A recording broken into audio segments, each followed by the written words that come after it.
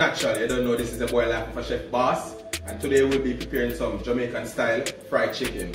Alright, but first thing first, you gotta wash your hands to help prevent the spread of COVID. And also remember guys, when you're going on the road, wear your mask.